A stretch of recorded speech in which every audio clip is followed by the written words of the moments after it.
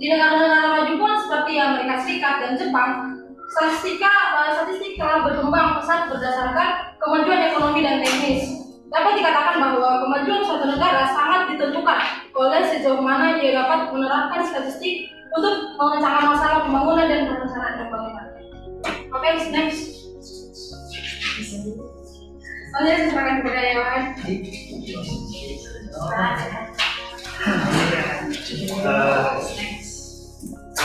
Baik teman-teman, saya lanjutkan slide yang keempat.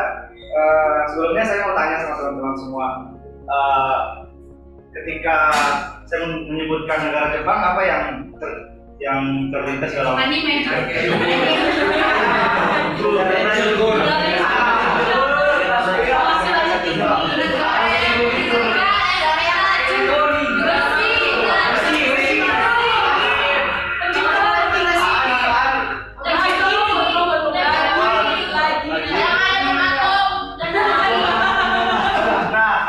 Teman-teman, kali ini kita ada dua negara yang kita akan bahas, tapi saya akan bahas lebih dalam tentang Jepang ya.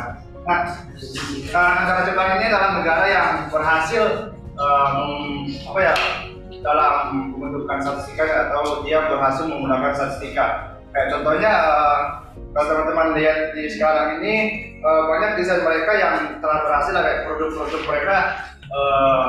Teman-teman harus, tadi saya tanya kalau teman-teman yang mau jawab, salah satunya itu mobil, produk mereka mobil bagus, terus transportasi bagus, motor, pokoknya mereka udah maju dalam negara ini. Itu karena mereka berhasil dalam statistika mereka. Jepang adalah negara yang berhasil menerapkan statistika di berbagai bidang, dalam perencanaan desain otomotif, pengusahaan strategi pemasaran di negara-negara lain. Oke, selain itu juga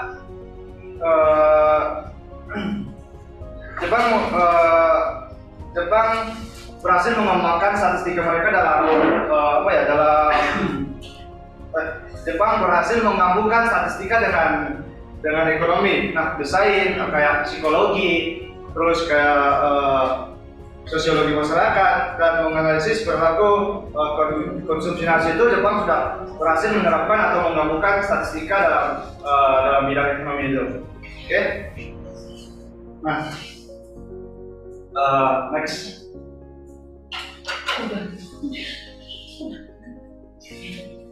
Oke, selanjutnya kita akan membahas kedua, yaitu tentang sejarah dan perkembangan statistika. Nah, di sini bisa kita lihat bahwa perkembangan statistika dimulai sebagai ilmu yang membahas tentang cara-cara mengumpulkan bilangan hasil pengamatan dalam bentuk yang lebih mudah dipahami agar orang kita dapat memahami bilangan yang sulit dipahaminya. Sehingga menurut Spiegel pada tahun 1991, statistika berasal dari kata status yang berarti negara. Jadi waktu itu arti dari statistika adalah ilmu yang mengetahui angka atau informasi atas perintah raja untuk mengetahui kekayaan, untuk mengetahui hasil pertanian, hasil industri, atau jumlah penduduk dalam masa jabat kerajaan pada saat itu. Lalu bisa kita juga lihat contoh dari masa Raja Caesar Augustus, yang dimana dia mencetuskan bahwa seluruh dunia harus dikenakan pajak atau harus dikenakan biaya baik. Mereka harus membayar pajak ya teman-teman. Pada saat ini juga pajak sudah mulai digunakan juga kan. Dan tujuan pajak ini digunakan untuk membayar pegawai negara, untuk membayar fasilitas-fasilitas yang pemerintah butuhkan. Lalu kita bisa juga lihat sejarah yang dipegang pada Raja William I, atau bisa kita sebut William Sang Penakluk. Dia memerintahkan atau mencetuskan untuk mengumpulkan survei jiwa dan hasil kekayaannya pada saat itu. Dengan tujuan apa untuk mengumpulkan survei jiwa? Yang pertama, dengan tujuan untuk mengumpulkan orang-orang dalam tugas militer. Dan yang kedua, kenapa Raja William I itu meminta untuk melihat hasil kekayaan, supaya dengan tujuan adalah untuk mengumpulkan pajak. Oh iya, sebentar. Tolong dicatat ya, yang penting ya. Nanti in the end kalian harus kumpulin catatannya. Jadi semua penampakan yang tadi saya jelaskan tentang masa Raja Mulia I adalah dapat teman-teman lihat atau dapat teman-teman baca di buku yang berjudul Domesday Book atau buku Domesday. Nah, dari kebutuhan tersebut muncullah teknik pencatatan pengamatan yang berbentuk daftar dan grafik. Lalu statistik apa yang kita gunakan pada saat itu? Pada saat itu muncullah statistik deskriptif. Kenapa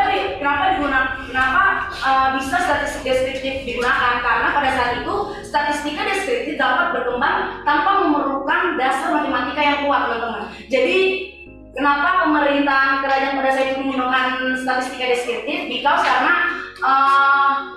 matematikanya itu nggak terlalu dibutuhkan, matematika itu nggak terlalu rumit lah istilahnya, sehingga pemerintah pada saat itu menggunakan statistika deskriptif, teman-teman. Nah, sehingga sejak tahun 1700-an statistika deskriptif itu berkembang karena penggunaannya yang mudah. Dan pada tahun 1800-an juga muncullah awalnya penggunaan grafik yang dimana untuk mempresentasikan data seperti histogram. Selanjutnya saya serahkan pada Johan. Oke teman-teman, ini ada salah satu tokoh yang berhasil menerapkan statistika, yaitu Florence Nightingale. Seorang perawat yang membuat penyajian data secara grafis dalam seorang perawat yang membuat penyajian data secara grafis dalam perang Crimea yang mengumpulkan data dan membuat sistem pendaftaran. Selain itu data disajikan dalam bentuk grafik berupa inovasi statistik. Nah, teman-teman lihat, teman-teman pahami di sini Florence ini dia mengumpulkan data, dia menggunakan statistika, dia berusaha untuk menemukan apa yang harus dilakukan supaya menghindari kematian dalam perang ini. Nah, dia berhasil di sini sehingga mengurangi angka kematian dalam perang ini gitu. Nah, akan tetapi di level selanjutnya orang tidak hanya mengumpulkan jumlah penampakan.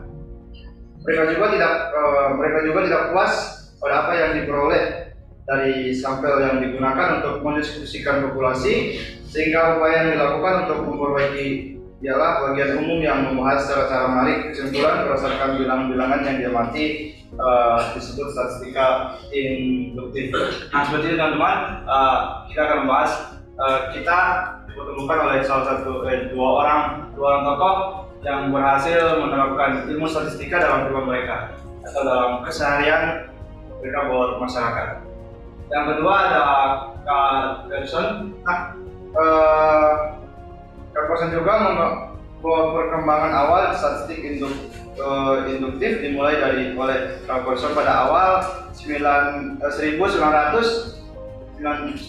hingga 2000-an. Nah, pada tahun 1900 Carl Pearson menerapkan statistik pada biologi tentang proses evaluasi masalah perwarisan. Pada tahun 1893 hingga 1912 Carl Pearson menulis karya berjudul Kontribusi Matematika. Nah, apa keberhasilan yang didapatkan oleh Carl Pearson ini? Nah, di sini dia berhasil menulis 18 karya berjudul Kontribusi Matematika. Oke. Nah,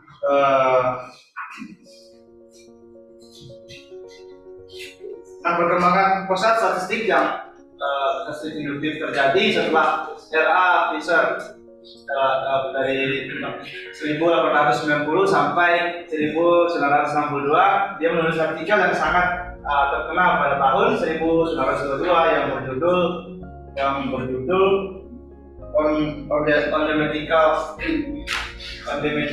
foundation of theoretical statistics. Oke, jadi teman-teman yang protokol ini kita bahas.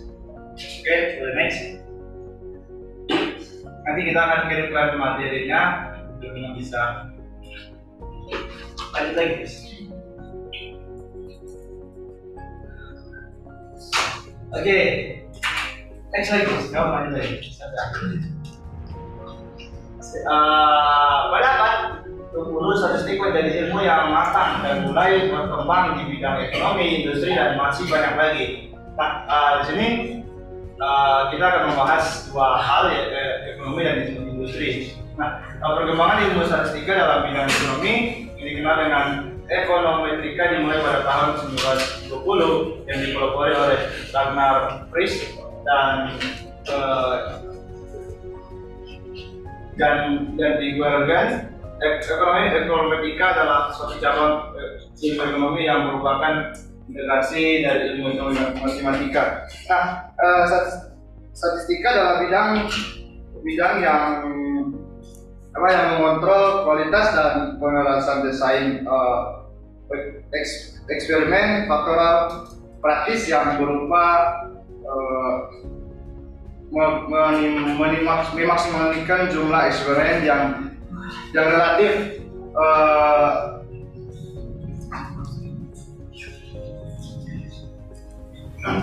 Nah, industri. Dalam industri, peran utama statistik adalah bidang ekonomi, kualitas, dan penerapan desain eksperimen faktorial fraksional yang berupaya meminimalkan jumlah eksperimen yang relatif mahal. Hal ini dapat kita kenali dari metode Faguchi yang ditemukan oleh Dr. Shinichi Lauchi dari Jepang sekitar tahun 1940, juga dikenal sebagai kontrol kualitas. Nah, jadi teman-teman, intinya statistik ini berhasil dalam bidang ekonomi, industri, dan juga masih banyak yang lainnya. Nah, ketika statistik berhasil, yang artinya bahwa mengumpulkan data-data atau meneliti. Nah, ini kita bisa menerapkan dalam kehidupan kita sehari. Nah, di sini penerapan dalam ekonomi sudah berhasil dan juga industri gitu. Oke.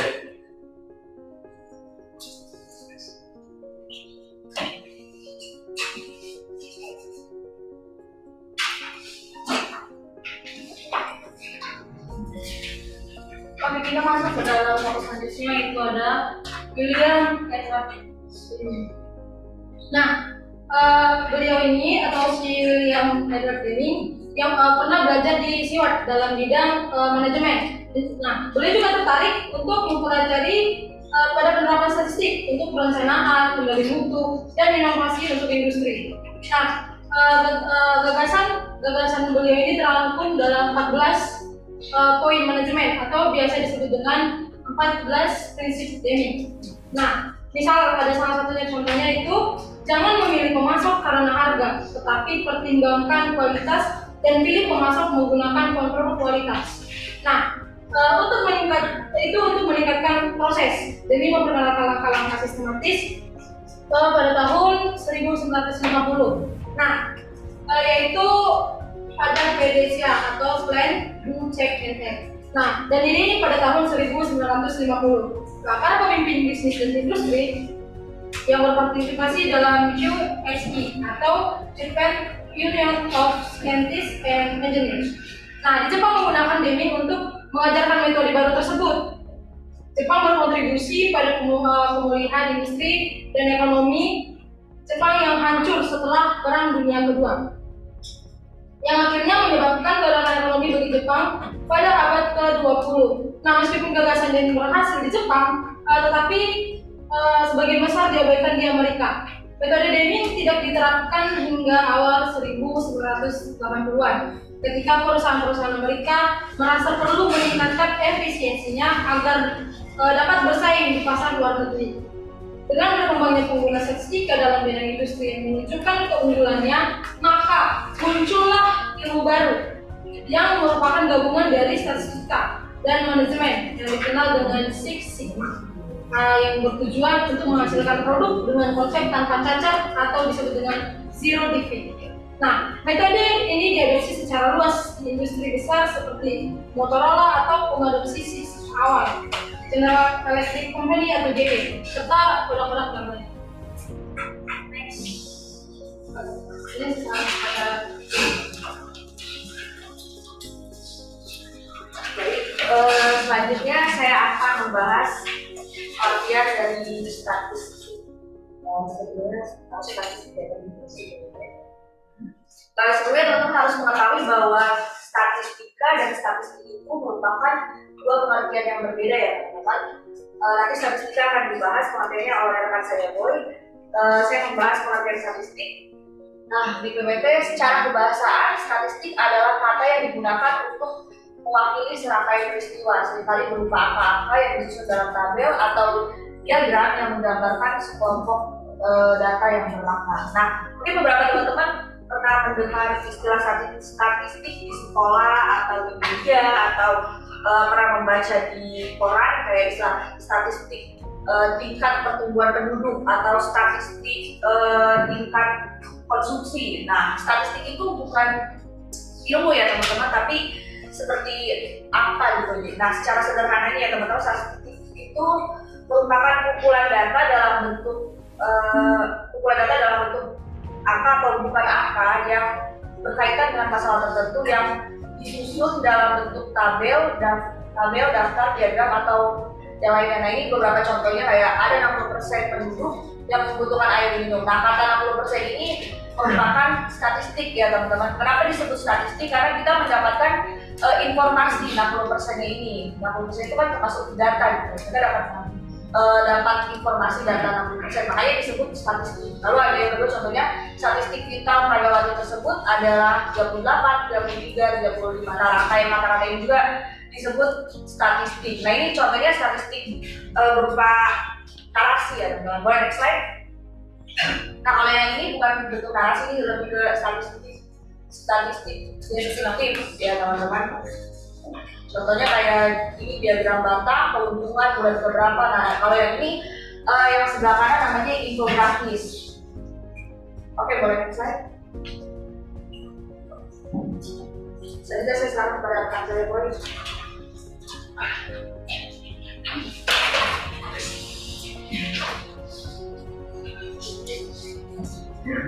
Oke, kita masuk dalam pengertian statistika.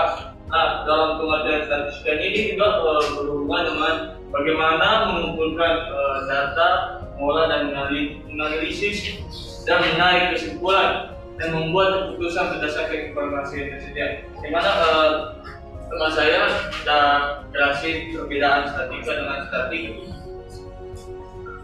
Nah, ini adalah perbedaannya. Nah, dalam statistikanya ini ada dua pengertian ilmiahnya. Yang pertama ada statistika deskriptif dan statistika diferensial. Nanti akan dijelaskan teman saya juga. Oke, selanjutnya next slide. Tadi teman-teman mungkin udah agak paham perbedaan statistik dan statistika. Mungkin boleh salah satu teman-teman jelaskan perbedaannya. Ya, oke.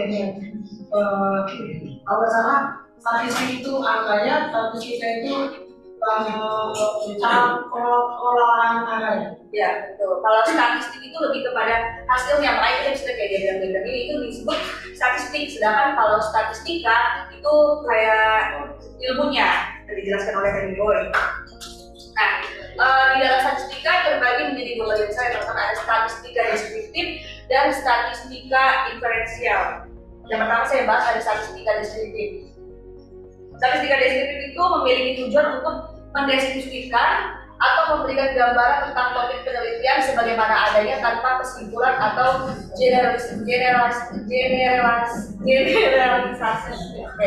Semua ada generalisasi. Nah, makanya disebut deskriptif ya karena hanya menggambarkan ya teman-teman, bukan kayak diberikan kesimpulan atau keterangan, hanya menggambarkan saja. Contohnya seperti yang terdapat di bawah. Kalau yang ini tabel data, kalau yang ini statistika di bagan ya, bagan atau saya lupa namanya tabel, oh ya bagan batang. Nah, jadi dalam statistika deskriptif ini akan ditunjukkan atau dikemukakan bagaimana data itu disajikan ya teman-teman dalam bentuk tabel, ada juga diagram kue, bagian harga tahunan, historis. Nah, boleh next slide. Nah, statistika deskriptif tadi sebelumnya juga saya jelaskan perbedaannya ya, perbedaan dasarnya. Nah, kalau inferensial ini bertujuan untuk menarik kesimpulan. Nah, saya boleh izin ikut apa? Boleh. Ini sudah selesai. Kalau saya mungkin kalau menjelaskan dengan kata-kata kurang gimana sih, jadi saya lebih baik gambarkan. Maaf kalau gambar saya agak kurang bagus. Di sini sama sini sampai sebelum video.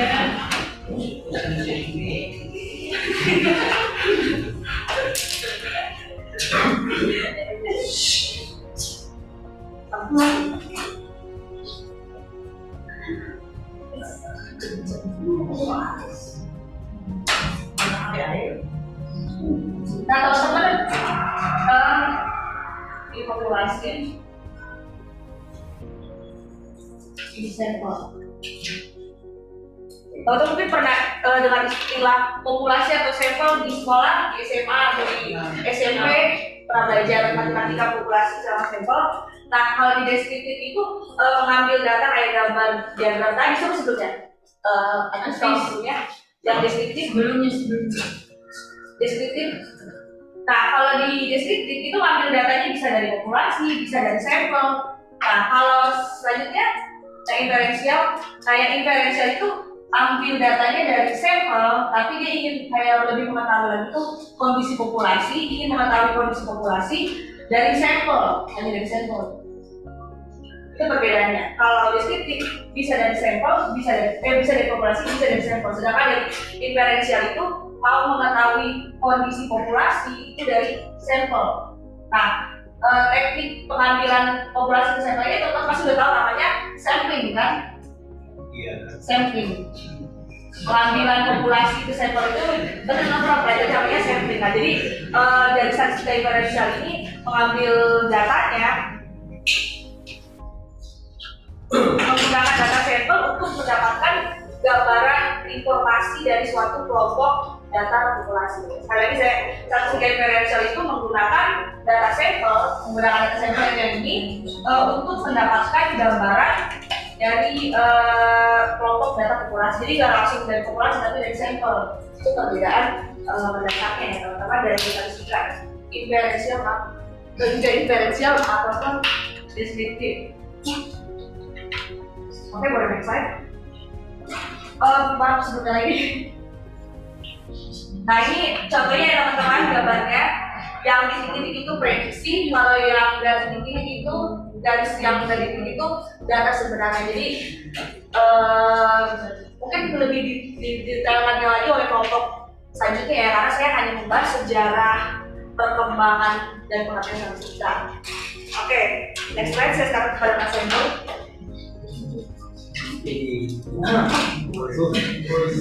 Oke, kita masuk dalam kesimpulannya.